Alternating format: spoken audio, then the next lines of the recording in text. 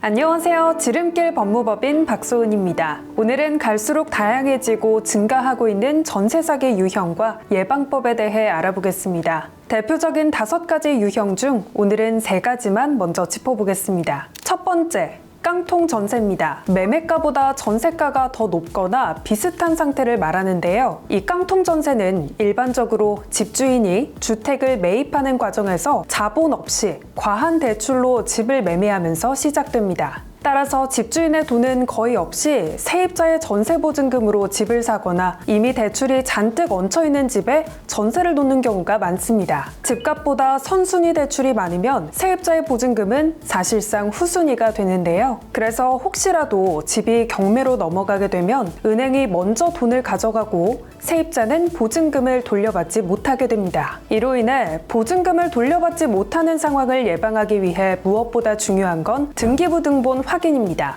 갑구에서는 집주인이 누구인지, 을구에서는 근저당과 대출이 얼마나 잡혀 있는지 반드시 살펴보셔야 합니다. 전세금과 기존 대출을 합친 금액이 집값의 70%를 넘는다면 위험 신호라고 보셔야 하는데요. 등기부등본을 보는 게 어렵다면 내 집 스캔 앱을 통해 해당 매물의 위험도를 체크하실 수도 있으니 참고하시기 바랍니다. 전세보증금 반환보증 가입 가능 여부도 꼭 확인하세요. 물론 모든 매물이 그런 건 아니지만 보증보험이 거절되는 경우라면 건물 자체에 위험 요소가 숨어있을 가능성이 있기 때문에 해당 매물과의 거래를 피하시는 걸 권해드립니다. 그리고 마지막으로 계약을 했다면 전입신고와 확정일자를 받으셔야 합니다. 이 2가지가 있어야만 세입자의 권리가 법적으로 보호됩니다. 두 번째 전세 사기 유형은 명의 위장, 가짜 임대인 사기입니다. 명의자와 실제 소유자가 따로 있는 경우인데요. 이런 경우 문제가 생기면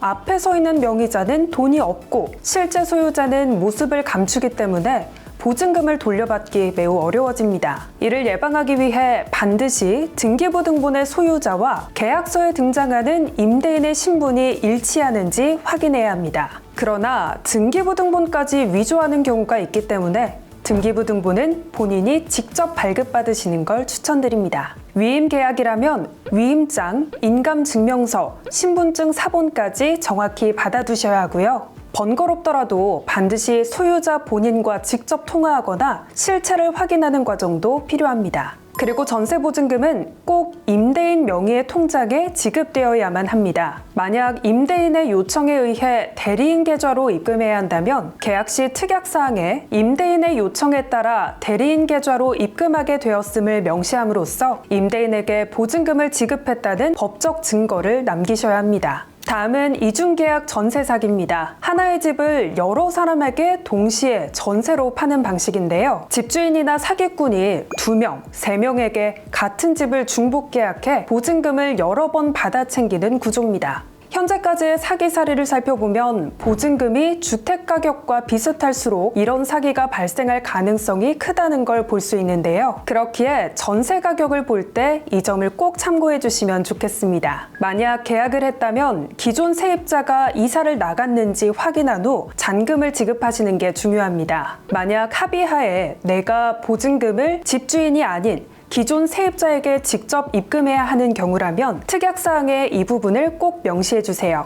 지금까지 대표적인 전세 사기 유형 3가지와 그 예방법에 대해 알아봤습니다. 다음 시간엔 나머지 전세 사기 유형과 예방법을 살펴보겠습니다. 오늘 영상이 도움이 되셨다면 구독과 좋아요, 댓글, 알림 설정까지 한 번씩 부탁드립니다. 감사합니다. 오늘 영상 도움이 되셨다면 구독 버튼 한 번씩 눌러주시고요.